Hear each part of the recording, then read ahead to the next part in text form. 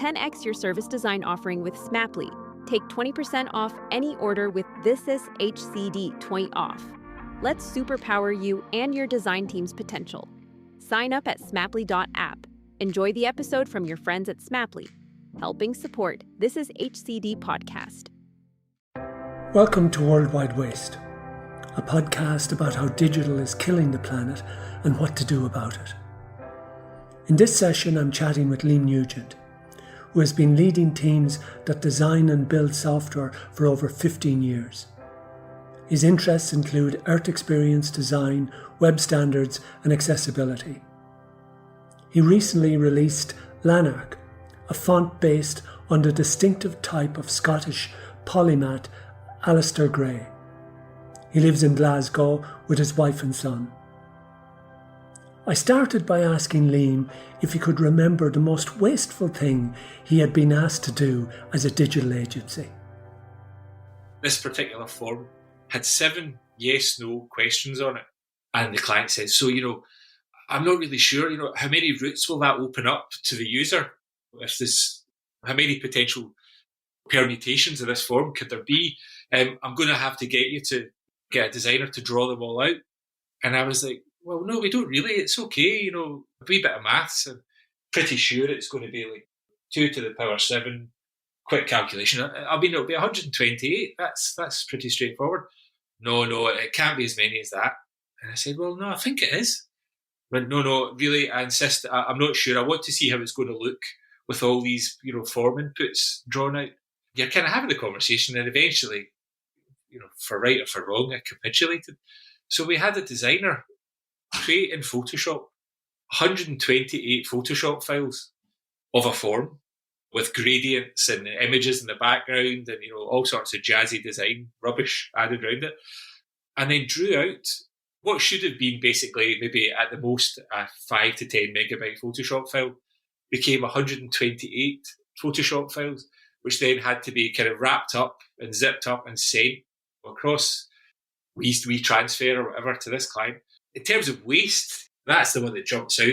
Just when you look back and think, just for the sake of an ego, I suppose, and kind of working with someone, that all that energy just gets wasted to create the file. All the time gets wasted from someone sitting there for hours, copying and pasting and moving one item and then going on to the next one. So that really kind of, as I say, jumped out as one of the top examples of just in the moment, wasted time, effort, energy. And then as we get more into thinking about the impact that this stuff has on the world around us, it still rankles. And let's say, because I've been thinking about digital as an accelerant of waste and wasteful behaviour, I wonder, would that have happened if we didn't have Photoshop, if we didn't have computers, if this was, more an analog world, and it's hard to, I suppose, totally predict that. But if you had a physical drafts person or designer, you would have kind of said, let's do the math. We can't physically do 128 forms. It would seem very nonsensical. I often think that the ease of digital and the ease of essentially creating a copy and then modifying that copy means that we create vast numbers of copies. And there's the sense of we create before we think. And that seems to be a very good example of the way digital pushes us towards the actual creative act rather than the thoughtful calculating or mathematical. You look at your mathematics there, that was a much more energy efficient way of basically approaching that problem by applying a formula. But instead, we went to essentially a manual process of reproducing the form 128 times. Yeah, exactly that. And, my strong suspicion was that when the work was eventually done and, it was sent and it arrived, my strong suspicion is that the client opened it to check that it had been done, because that is what they had paid for, and then never looked at it again. And for all I know, it's still on their hard drive. So let's just look at so that a single file was probably 4 MB. Yeah, and then so we've got 128 of them. So basically, we've got essentially 500 MB. So we went from 4 MB to half a gigabyte. And as you said, and certainly it would be my experience as well, a lot of this stuff gets created and it never gets used. And that supports a kind of the data that we're seeing coming out that shows that 90% of data is never accessed 3 months after it's created. So your half gigabyte of 128 forms. And I mean, that would fry your brain going through those 128. What could you learn by going through them? There's each one of them would blur into the next one with slight and tiny variation. So it seems like it's another example of digital creating work or creating stuff that is essentially useless. Yes, and it was useless because, I'm sure your listeners will know, like, the Photoshop files that you create are not the actual real thing that needs to be created anyway.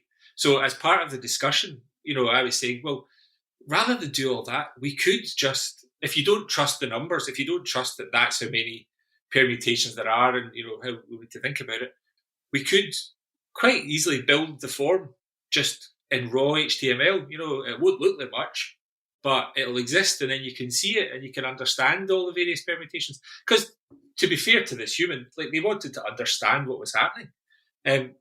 So, we suggested that, and, the response was, yeah, but that will look terrible.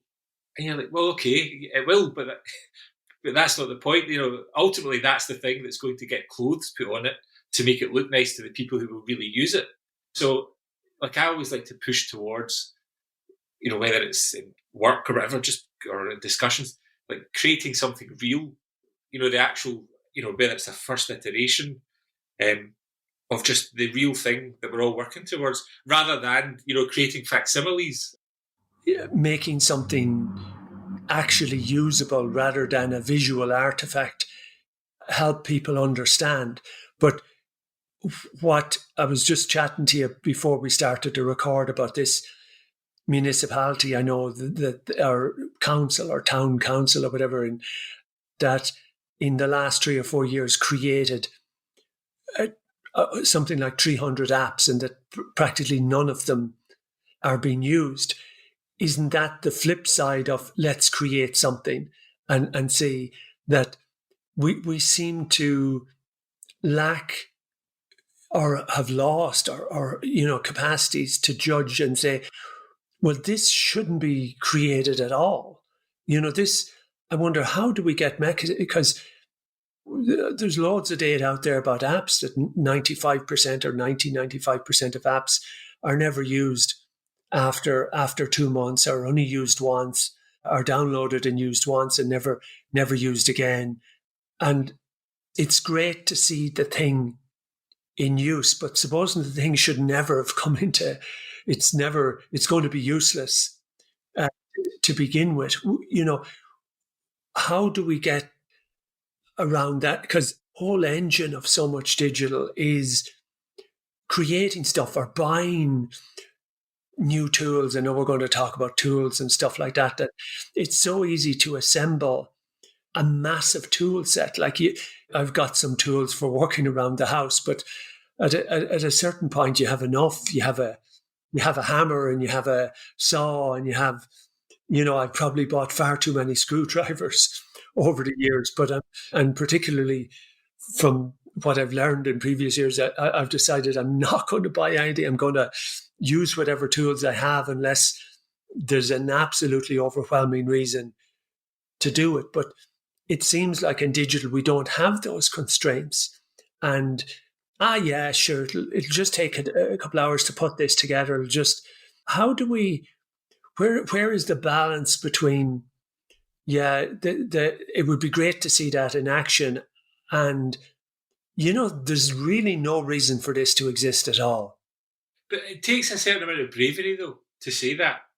If your job is a designer or a programmer and, you need to put bread on the table and someone saying to you, do you want to build this? And we will pay you money. Not everyone is in the position where they can say, actually, that doesn't really suit me. I've got enough going on in my life, or, I don't see the value in it, so therefore I'm not going to do it. There's plenty of people out there who, it's just their job. It's not their passion. So they will just do what they're asked. They'll kind of outsource the thinking about it. Yeah. And that's okay. Everyone doesn't have to be, a thought leader, Oh, well, it's not even a thought leader. It's like, but if you go in to a doctor and they'll say, well, you don't need this test. I mean, you expect something from a doctor. Somebody was saying that in the US, it's different. They'll send you on every test if you're on an insurance plan, regardless of whether you need the tests or not, because they're so worried about being sued or whatever. But in a world, there is no, as you say, as you indicate there, a lot of the time most of us in digital are just little production factories. We were asked, so you write content on. You write code on, create something for me. You're not being paid to say, well, actually, you don't need this. Uh-huh. Or actually, that feature is not useful. So we're in a culture that is totally engineered to create junk. Yeah, no, you're right. And I do, I have often felt the tension, because from my point of view, I'm like, well, I do feel the need to tell you whether it's right or wrong. And I would be confident enough to say it, and had those conversations with people to say, you don't need that, the equivalent of you don't need that test, or I don't think this is a good idea. I'm just mindful of that not everyone is. Oh, absolutely. I mean, I can totally understand. I mean, you, as you say, you got to earn your living. So for a lot of people, they know it's wrong. I mean, I've had so many conversations over the years, and people saying, yeah, we know we're creating junk for people, whether it's a junk marketing campaign or it's a junk, but that's what the client wants. That's what they're paying for. We know they're buying this software and it's too complicated. There's features on it which they don't really need. But that's, if we don't offer them these features which they actually don't need, they won't buy so it's a catch-22 or whatever way we want to deal with it. A client comes to you and demands you create a white elephant or something that's, is useless. There's often very little you can do because you gotta pay the bills, as you say. But tell us, a story about how you built this agency, and and the issues of accumulating the stuff and the journey of trying to rationalize as well, and trying to really stand back from this whirlwind of production or digital production that so many of us spend most of our lives caught up in. Yeah, so the kind of story, I mean, and this is probably a fairly typical story. So I'd worked at various jobs and kind of involved in digital, ended up in an agency, and I decided, that I thought it was I basically thought I could do this myself. So decided to kind of branch out and go for it.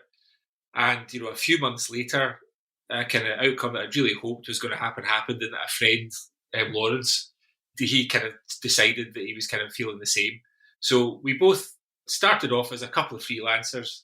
We ended up very quickly doing most of our work together, kind of characterised it. So, I could code a bit, but not really a kind of proper programmer. Could do a bit of design, but I'm not really a proper designer. But can solve the problems, and kind of people would phone me up and say, Liam, and this still happens to this day, phone me up and say, listen, we're just thinking about doing this, you kind of know about digital, what should we do? And then I would either be able to recommend systems that they can use off the shelf, and, or would be able to say, no, actually, we're going to have to build something here, whether it be a website or a tool or a campaign or whatever it would be. So basically, I would characterise it as that I got us into trouble and Lawrence got us out again, which was a good partnership. And we started off doing it at home or in coffee shops. And then we got a bit of space in a building in Glasgow, one room. And the pair of us decided to kind of just start working in that room together. And, it was the classic thing of, this was about 10 years ago, there were tools there to use. It was really easy. And there was a real culture of being able to kind of find, at the time you could sign up for Google Mail. And if it was less than 10 users, you got it free forever. So we were able to take advantage of that. There was a Dropbox account that gave you so much storage for free. And that meant you could share files with people and clients and all that. And that, there was a free tier that suited us. You started kind of this journey of building up, thinking we started from nothing, you'd say it was a bootstrapped business.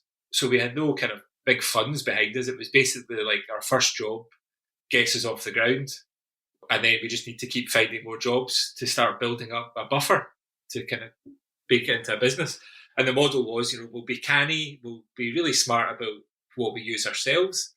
We'll be really smart about what we tell clients to use, because we'll have our ear to the ground on what's going on. And so we did that. And, and then over time, we got to the point we were too busy for two of us. So we used other freelancers, and then we grew a bit more. And it got to the point where I was getting too many grey hairs from relying on other freelancers, that we thought, let's commit to building our own team. So we kind of formalised it, and then we created the company, and then we found, our first front end kind of design engineer. He joined us, and and that story then continued, and we had four of us in this one room round. We went to IKEA and bought the IKEA boardroom table that just about fit in this one room, and we put 4 chairs around it, and we had 4 laptops, and that was all of us on top of each other. And then, when it got to the point where we needed a 5th person, we had to go somewhere else. So we then found a bit of a nicer office in the nicer part of town. And it's a kind of typical story, I would think, of, an agency growing. And we started off, one of our big clients was a big betting company.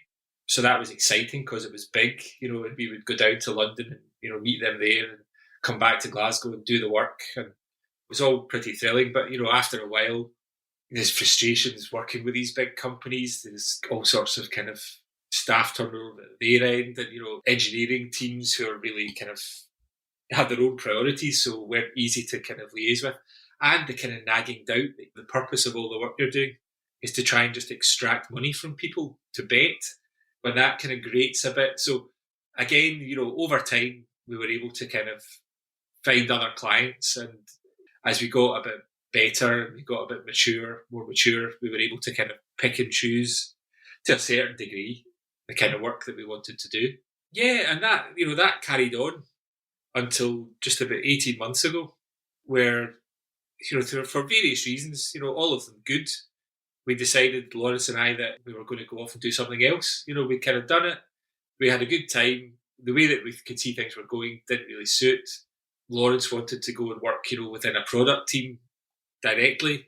So we kind of just decided, and I didn't want to kind of carry on and do it myself. So we thought, well, do you know what? There's nothing stopping us here. We can take our ball home, to use the football analogy. And, at that point then, our aim had always been to have kind of long-term partnerships with people and work with them for a long time, to be someone they could rely on. We'd worked in other places before that were a bit fly-by-night or a bit kind of laissez-faire with other people's assets and things. So we thought, no, when we're going to do this, we're in complete control of this. There's no pressure telling us that we need to stop now, other than one we placed on ourselves. So we were able to kind of plan our exit kind of gracefully, as it were. And then that, meant get in touch with all the clients, let them know what the story was, what was happening, and then giving what we called proper handovers to them all. So if we could kind of help direct them to someone else who might take on their project. And then we kind of wrote up proper, detailed information on kind of the work that we'd done for them, where everything was, all the passwords, all the details for the codes, how someone else could pick up the code and get it working on their machine for the next developer who came along. So we really kind of, we'd always had real pride in our work, and we thought we want this to carry on to the very last. So that was fine, so we kind of embarked on that process. And in doing that, it was kind of around the time that I started to hear you talk about waste.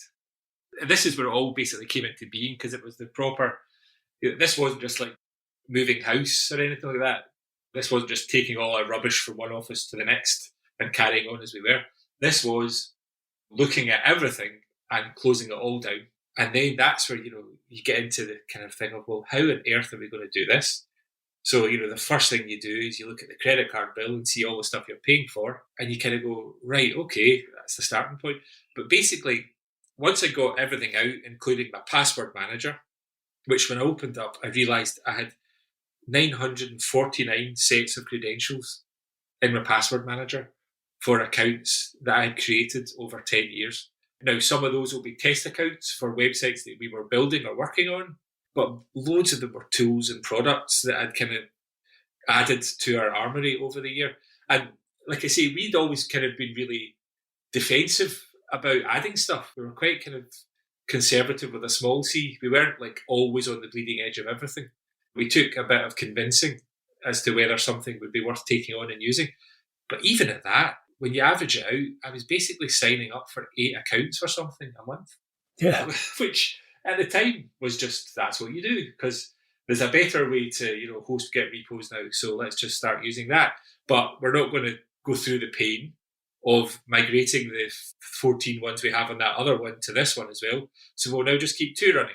And at every point, even though you thought you were trying to be smart and you thought you were trying to be efficient, day-to-day pressures would get in the way, and you would just accrue all this stuff round about you. So, I mean, in the end, to kind of break it down, there was basically about 20 that we paid money for. So those were the ones that kind of had the most attention on them. And they were for things like Adobe Photoshop, which we ended up mainly using just for font licenses for websites and apps we'd worked on. And then we had a Typekit subscription because we'd used Typekit before Adobe had bought it or Adobe had taken it over or whatever for some of the other font license. But rather than go back and update one line of code in 12 other websites for old clients, we just signed up for the new Adobe one because that would make more sense. We used Free Agent for our accounting. We used a load of training packages like Team Treehouse and Laracast and stuff like that. We had several Linode server accounts, some of which that we would keep going because we would spin up a server for a hack day to do one thing, and then the next day be having to do something for a client and decide, well, let's just use that one that we started on yesterday. And then you start getting these Frankenstein monsters with like bits of things that you're never quite sure if you switched it off what would happen. So, all this stuff kept building up. MailChimp accounts that, again, rather than you would absorb one from one client and then actually just start up another one for another, or then try and merge it, because over the period that we worked, MailChimp then allowed you to merge accounts. So some of them got merged, but some of them didn't. We went on to we used a kind of company called Spring Loops to host our Git repos and do, automatic deployments to servers for us.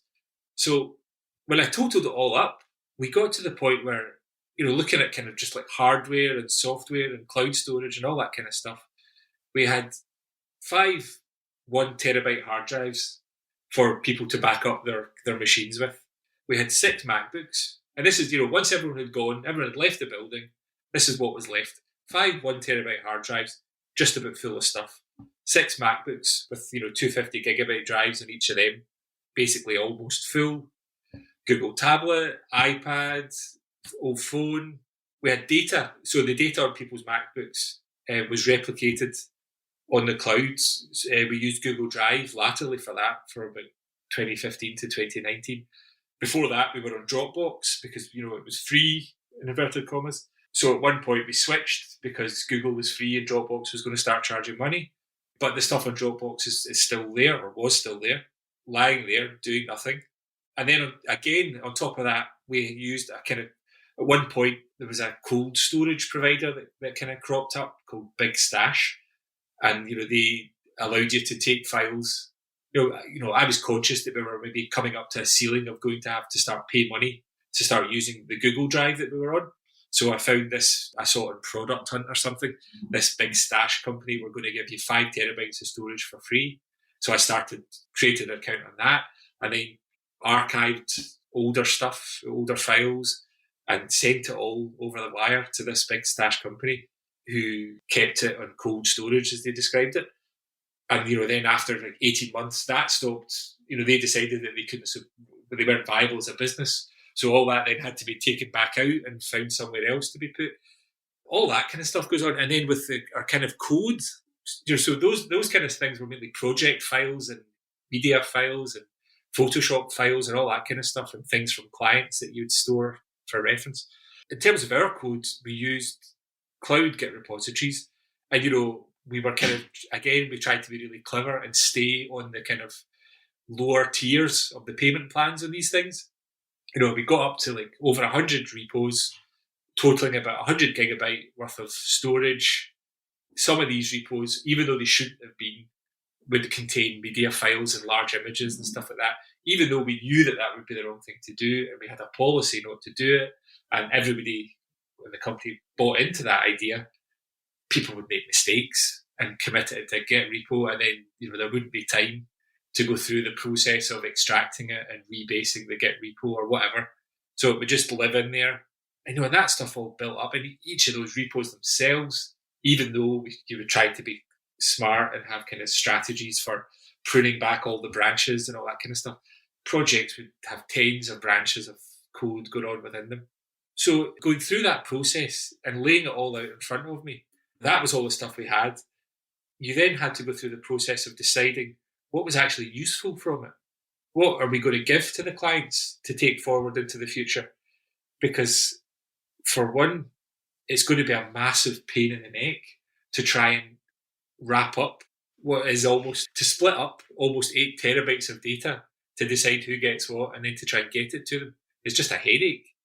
And also it's useless. Like I said, we wanted to pride ourselves in giving them something useful, properly useful, and not just dump a load of rubbish at their laps and walk away with no instructions as to how it would be useful. So we went through that process of kind of going into each project that we decided was going to go on and live into the future, and whittled down all the stuff that we needed from that. We then went on and created new GitHub repos because we felt that would be the best thing for anyone else picking up in 2019. That would be the tool that they'd want to use.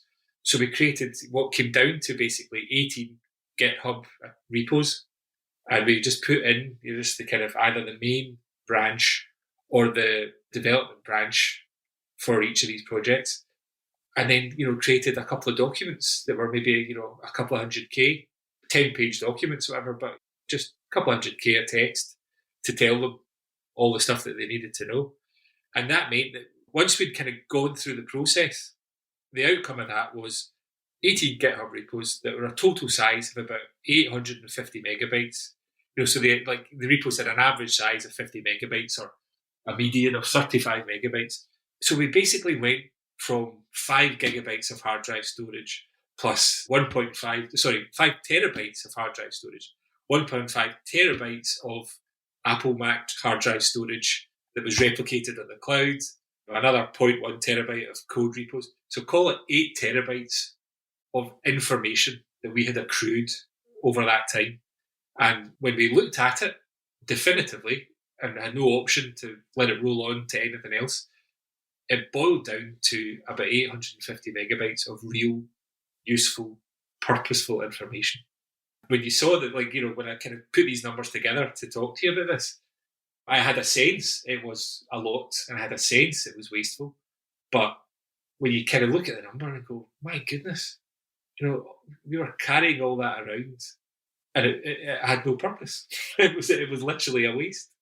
Yeah, and it was not just was it a waste, but it was you're in this huge junkyard of cars, and there's a decent car that actually starts in there, but there's 100 Crocs that don't, and you have to go around the junkyard trying to find that car that starts. So we did that. I looked myself in the mirror. Did we do it to the absolutely nth degree? Well, no, but we made a good shot at it. But, when it came to the crunch, we didn't look under absolutely every stone. Because there's a tension. There's always a tension between getting on. So how many years were you going?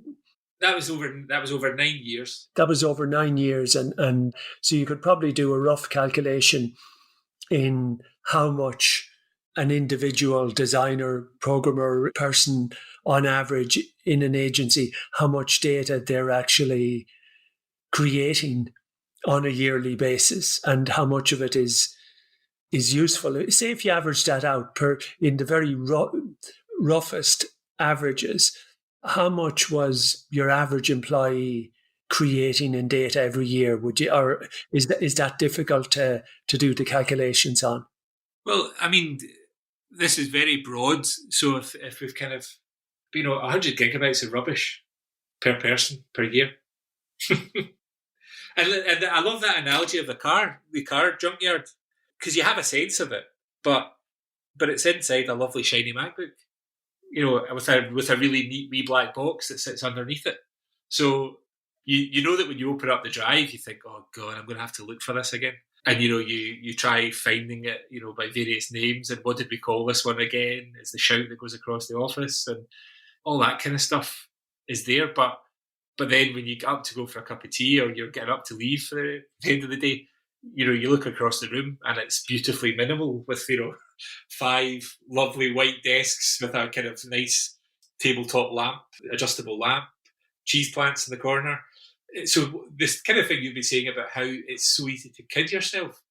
And I've done it, and I've kidded myself, because you're in this lovely room. You're in this room with a lovely wooden floor, white walls, big windows, natural light, plants, some tastefully chosen books on the shelf. Yeah. And like we had this, the others would laugh at me. It was a kind of almost kind of Japanese factory culture where the way that the office was, there were these shelves with a kind of, we went to IKEA and bought these kind of black boxes, canvas boxes. So we had our cleaner came in, on a Friday night to clean the place for the next week. So we had this policy whereby everyone had to clear their desks on a Friday, put all their stuff in this wee black box, and it went on the shelf, so that the place was literally just clean, that the cleaner could just come in and go through the place without having to worry about touching computers or moving things around. So you kind of felt on a Friday night there was a ceremony, around 5 o'clock, where folk would all kind of go and pick up their boxes and they'd be chat about what we're doing at the weekend, and you'd fill your box and you'd put it on the shelf. I know, and if I was last out locking up, you'd kind of look back across and go, we're neat and tidy and we're efficient and we're trying to do things in the right way. But it's just a veneer. Underneath it, there's a belching diesel engine just puffing out smoke. But sure, that's a classic tale that you've told. And as you said, you were as conscious as you could be. You weren't proliferate in, at least you didn't go out of your way to waste. You actually tried as much as you could in this crazy speeded up world. But you were still, on average, creating 100 gigabytes of junk each person a year in the process. And now that's a great story and a salutary tale. Maybe we'll just look a little bit at some other examples. One of the things that we're coming at now, or we're seeing, is the growth of web page size as a canary in the coal mine, to some degree, of saying that there's a lot of behavior happening in digital design and development that is a kind of wasteful, that we see the massive growth from maybe half a megabyte to 4 megabyte over 10 or 15 years. Anything where you saw in particular, or that issues that you saw as particular drivers of that, or the length of time, the growth in, say, JavaScript. JavaScript wouldn't necessarily weight-wise be huge in weight, but the processing that it causes, or what would you have seen? We know that the images are the drivers of the system.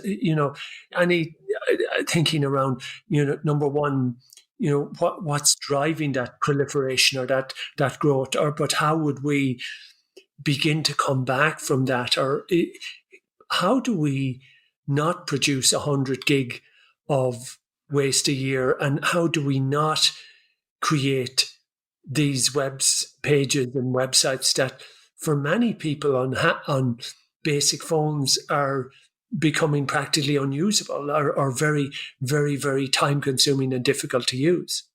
So there's 2 parts to that. So the first part is kind of talking about page weight and the fact that, I've seen Dave Rupert talk about this, that we're burning, they were burning the capacity of the internet, the bandwidth and the speeds that we're able to consume the internet are getting faster every year. And yet we're burning it faster than it's growing. We're in deficit in terms of the average page weight. I think he had some stat, that 5 years ago, pages actually loaded faster because they were smaller, even though the connections were slower. Whereas now, even though the connections are faster, we're building pages that are bigger again. So we're actually worse off than we were 5 years ago, which blows your mind. But I don't want to sound like old Father Time. I don't think this is something new. I think this is just the latest iteration of what I used to think of as the Flash Wars. So basically, I feel like I'm saying tension all the time, but there's this tension between people who, on the one hand, want to do exciting, visually grabbing things with internet web pages.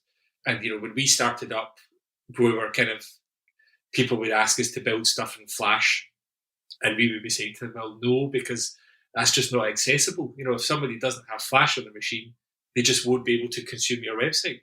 Why don't we think about doing it this way? The whole progressive enhancement thing and all that stuff.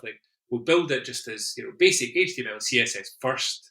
We'll have a functioning thing that works like that. And then if you've got the appetite and the money left, we can then put Flash on top of that so that the subset of people who've got Flash can get the benefit of that. Because it's not like, we always felt like we were kind of ascetic monks, or people thought of us as that. They were trying to say that we should wear hair shirts and whip ourselves. But it wasn't that. It was just that kind of, and I know that other people have spoken about this before, far better than I. It's just about thinking about everyone who needs to see this. What's the most important thing for the most important people? And that is basically just getting to see it as fast as possible, which then points towards using HTML and CSS, which are the kind of intrinsic technologies of the web. So I just feel that Flash eventually lost the battle because I suppose Apple killed them off by not even allowing it on the iPhones. So that became an easy conversation to have with a client, because they'd say, oh, we want it to do, whiz bangs and flash around and turn upside down and have a soundtrack while it happens. And all you had to say to them was, well, then it won't work on an iPhone. And they would say, oh, well, we can't have that. Well, what do you suggest next? And then you were on to the next part of the conversation. And what's happened is that's gone away. But the urge for people, and I don't think it's a wholly bad urge. In fact, I don't think it's bad at all. The urge for humans to try and create things that look nice and are engaging, in the best case, is natural and good. But it's a very easy way in to allow a lot of crap to come along with it and a lot of bad practice. So it kind of basically morphed from Flash and then has kind of rolled into, single page apps and the idea of using nodes to deliver one HTML document and then just, start building its own universe within that. And then that's rolled on again into React, which I don't even pretend to understand in any great detail. But I just kind of get the sense that, that it's the same tension. It's the same kind of battle playing out. So I think that, what we do about that is continue to find ways to, without being preachy, just explain to people the nature of, the medium that is the web. Now, it's getting more mature every year, but it's still only 30 years old and it's kind of current without it being just, text going back and forth. So it's still young if you compare it to books. So let's say there was an agency starting up or really reviewing its activities and saying, we want to become a much more green agency or environmentally conscious. If there's one or two or three or four things that you would say to do to really become better at managing waste or become an agency that doesn't have as big a pollution footprint on the world, that actually they're saying want to really contribute to reducing the CO2 in the atmosphere, do our little bit, what would be the top three or whatever things that you would say that they should start doing? Number one, I think, would be to create a culture of deleting things, which is just Hardly anyone ever does, but make it a mantra. So if there's calendar notifications flying around about diary meetings, once you've read it, delete it. Don't just file it. If there's a tool that you use that will notify you when a server has come up or down, sure, there may be ones that you might want to keep, or legally you may have to keep an SLA alive, but probably 90% of them don't matter anymore once you've actually consumed the information that's within them. So I would kind of, the first thing would be like, and that's just talking about notifications. It's like if you've used something, your default should be delete it unless there's a very good reason that you need to save it and put it somewhere. So that would be the one thing that I would do. The next thing is this kind of, I feel like this gets into preachy because it's not something that, well, no, I suppose I am doing it in this life, would be like set limits. So, like you do with everything else, measure it. So say to people, right, okay, we're going to have 100 gigabytes of storage this year, or tighten it down, make it you've only got 50 gigabytes of storage this year, so that people know when they're hitting their limits, and don't just be like, okay, let's just buy another hard drive if you're hitting your limits, and just move the junk onto the hard drive and carry on with something else. Have limits about how much storage, and I've just picked a number out of the sky, but have limits about what you're going to store, so that you push it down to everyone who's working in the agency, that they know that they've got their own budget, that their own kind of amount of storage that they've got, that they're not going to get anymore, so that they have to make the decisions about what they keep and what they don't keep. And make it like, it's easy to say delete things, like create the culture whereby if you're going to be encouraging people to delete stuff, you need to train them how to do it and be prepared to accept that sometimes a thing that you might have liked has gone and has been deleted. You want to train people so that they make good judgments about what they keep and what they get rid of. But you want to be able to have an environment where you can support them in that, so that if someone makes the wrong decision and deletes a file from 6 months ago that would have been better to keep, it's not the end of the world. And I say that because I've worked in places before where the kind of account handler who's kind of passing things back and forward between a client and a designer, or a client and a developer. 6 months later, a problem arises and they're asked for their evidence. They have to go looking for emails and files and all that kind of stuff. Kind of create a culture that is kind of confident enough in itself to say, well, we decided that we didn't need that. And if it turns out that they did, that something has to be done about that, then that's fine. But my bet and my sense is that for the most part, it's not that big a problem, and it doesn't need to be that big a problem. And if you just say to someone, oh, sorry, it's gone, it's deleted, we don't have it anymore, that you might fear and create terrible reaction, but more times than not, there won't be one. People wouldn't even notice. So those are the kind of the top two.